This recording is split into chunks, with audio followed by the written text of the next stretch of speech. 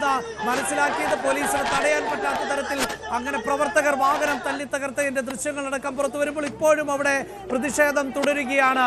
ഇപ്പോഴിതാ മുഖ്യമന്ത്രി പിണറായി വിജയൻ പുറത്തേക്ക് ഇറങ്ങിയതിന്റെ മുൻ മുഖ്യമന്ത്രി പിണറായി വിജയൻ പുറത്തേക്ക് ഇറങ്ങിയതിന്റെ ദൃശ്യങ്ങളാണ് കാണുന്നത്.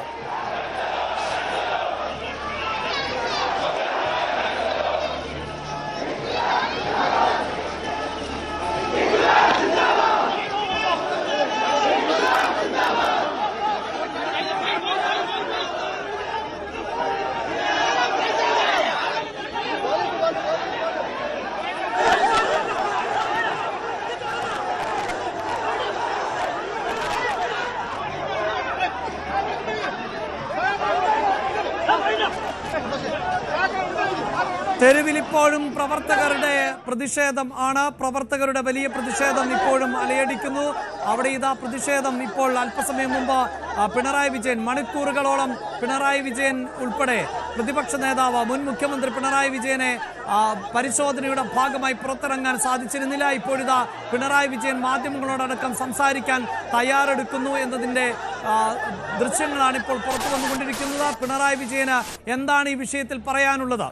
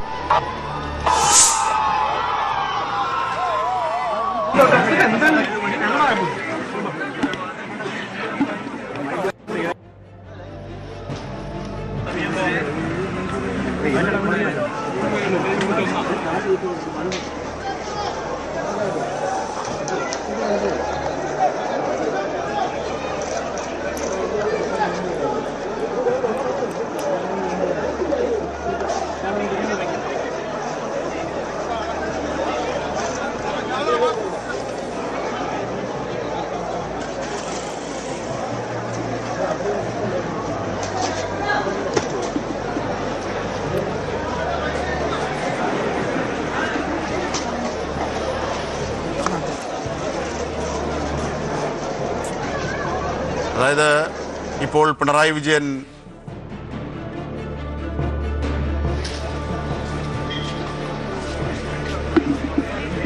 ശേഷമാണ്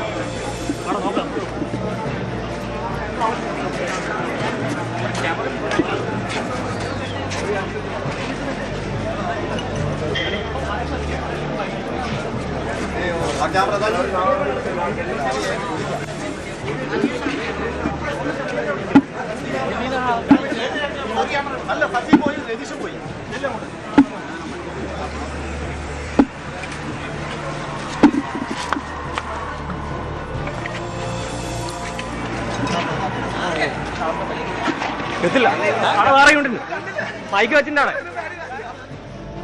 പിണറായി വിജയൻ മാധ്യമങ്ങളോട് പ്രതികരിക്കുന്നുണ്ട്. അദ്ദേഹം എന്താണ് പറയുന്നത് എന്നതിൽ വ്യക്തത കൈവരുന്നതേ ഉള്ളൂ. വലിയ ലാത്തി ചാർജ് അടക്കം പുറത്ത് നടത്തേണ്ട സാഹചര്യമുണ്ടായി. പ്രവർത്തകർക്ക് നേരെ മണിക്കൂറുകൾ നീണ്ട പരിശോധന മനസ്സംതൃപ്തി നൽകുന്നതാണ് തോന്നുന്നത്. പ്രത്യേകിച്ച് രാഹുൽ ഗാന്ധിയെ പോലെ ഒരാൾ.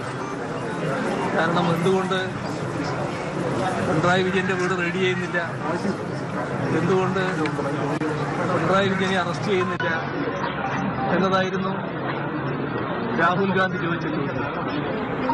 നമ്മുടെ രാജ്യത്തിലെ പ്രതിപക്ഷത്തിന്റെ പ്രവർത്തകർക്കും നേതാക്കൾക്കുമെതിരെയുള്ള കരുതിക്കൂട്ടിയുള്ള ആക്രമണ നടപടികളാണ് എല്ലാ കാലത്തും BJP ഗവൺമെന്റ് തുറന്നു വരുന്നത്. അതിനെതിരെ ശക്തമായ പ്രതിഷേധം രാജ്യവ്യാപകമായി തന്നെ ഉയർന്നു വന്നിട്ടുണ്ട്. പക്ഷേ തങ്ങളുടെ പാർട്ടിക്കാരല്ലാത്ത പാർട്ടിക്കാർ EDയുടെ കടന്നുകയറ്റം നടന്നോട്ടെ എന്ന നിലപാടാണ് കോൺഗ്രസ് സ്വീകരിച്ചിട്ടുള്ളത്. ഏതായാലും ഇതുകൊണ്ടൊന്നും ഞങ്ങൾ അവസാനിക്കാൻ പോകുന്നില്ല. ഇത് ഒരു തുടക്കം മാത്രമായിട്ട് ഞങ്ങൾ കാണുന്നുള്ളൂ. ഈ തരത്തിലുള്ള ഏതെങ്കിലും നടപടികൾ കൊണ്ട് ഞങ്ങളെ തളർത്തിക്കളയാമെന്ന് വ്യാമോഹിക്കേണ്ടതില്ല. ഇവിടെ പ്രകടമായി നമ്മുടെ നാടിൻ്റെ വികാരവും പാർട്ടി സഖാക്കളുടെ വികാരവും എല്ലാ കാലത്തും പാർട്ടിയുടെ അകമഴിഞ്ഞ ഒരു ചാഞ്ചല്യവും ഇല്ല എന്നതാണ് ഇന്ന് സഖാക്കൾ വീണ്ടും വ്യക്തമാക്കിയിരിക്കുന്നത്. ഒരിക്കൽ കൂടി എല്ലാവരെയും ഹൃദയപൂർവ്വം അഭിവാദ്യം ചെയ്യുന്നു.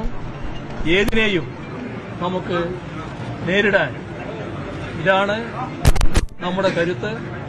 ഒന്നിച്ച് നമുക്കിറങ്ങാം എന്ന് മാത്രമാണ് ഈ ഘട്ടത്തിൽ പറയാനുള്ളത്. പറയാൻ ഒരുപാട് കാര്യങ്ങളുണ്ട്. ഈ ഭരണമാറ്റത്തിന് പിന്നാലെ വരാൻ കാരണം എന്തായിരിക്കും സാവേ? ഭരണമാറ്റത്തിന് തൊട്ട് പിന്നാലെ പറയാൻ ഒരുപാട് കാര്യങ്ങളുണ്ട്. അതൊക്കെ പിന്നീട് പറയുന്നതായിരിക്കും. ഞാനിപ്പോ ഇവിടെ നിർത്തുക. പറയാൻ നിരവധിയായ വിഷയങ്ങളുണ്ട്. അതെല്ലാം പിന്നീട് പറയാമെന്ന് പറയുമ്പോൾ പോലും രാഹുൽ ഗാന്ധി എന്തുകൊണ്ട്, അതായത് പിണറായി വിജയന്റെ വീട്ടിൽ പരിശോധന നടത്തുന്നില്ല ED എന്ന ചോദ്യമടക്കം ചോദിച്ചതിനെ കുറിച്ച് അദ്ദേഹം പരാമർശിച്ചു പോയി എന്നത് തന്നെയാണ് എടുത്തു പറയേണ്ടത്.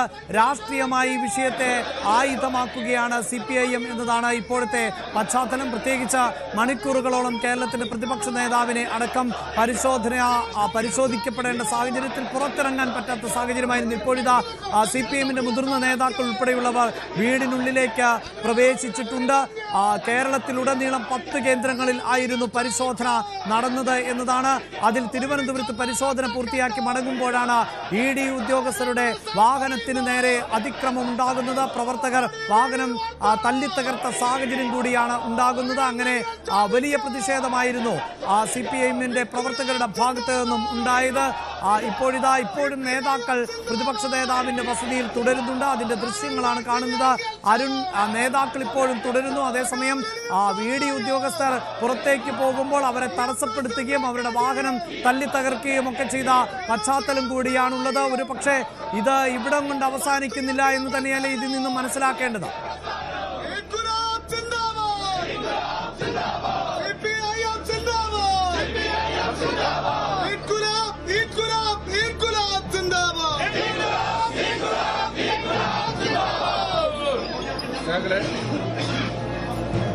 പിണറായി ശേഷമുള്ള സാഹചര്യത്തെ സംബന്ധിച്ച്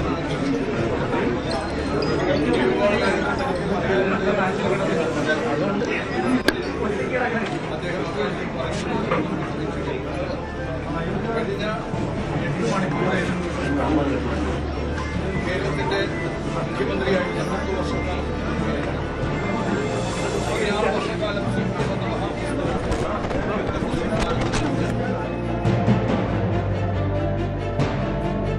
ഇപ്പോൾ കടകംപള്ളി സുരേന്ദ്രൻ ആണ് മാധ്യമങ്ങളോട് പ്രതികരിക്കുന്നത്. അങ്ങനെ CPIMന്റെ മുതിർന്ന നേതാക്കൾ ഉൾപ്പെടെയുള്ളവർ നേരത്തെ എത്തിയിരുന്നു. ഇതാ നേരത്തെ EDയുടെ വാഹനം പുറത്തേക്ക് പോകുമ്പോൾ ഉണ്ടായ സംഘർഷം, ആ സംഘർഷം പ്രവർത്തകർ EDയുടെ വാഹനം അടിച്ചു തകർത്ത സാഹചര്യം കൂടി ആണ് ഉള്ളത്. തീർച്ചയായും ED ഉദ്യോഗസ്ഥരെയാണ് തടസ്സപ്പെടുത്തിയത്. ഇതിൽ കേസുകൾ വരും. അതോടൊപ്പം തന്നെ ഈ തകർത്ത പ്രവർത്തകർക്ക് ഒരുപക്ഷെ ജാമ്യമില്ലാത്ത വകുപ്പ് അടക്കമുള്ള കേസുകൾ ഇനി അഭിമുഖീകരിക്കേണ്ടതായി വരുമെന്നതിൽ സംശയമില്ല. പ്രത്യേകിച്ച് ഇത്രയധികം ക്യാമറ കണ്ണുകൾ കൂടിയുള്ള പശ്ചാത്തലത്തിൽ ആരൊക്കെയാണ് ഇത് ആക്രമണം നടത്തിയത് എന്നത് ഉൾപ്പെടെയുള്ള കാര്യങ്ങൾ ഇനി പുറത്തു വരികയും ചെയ്യും.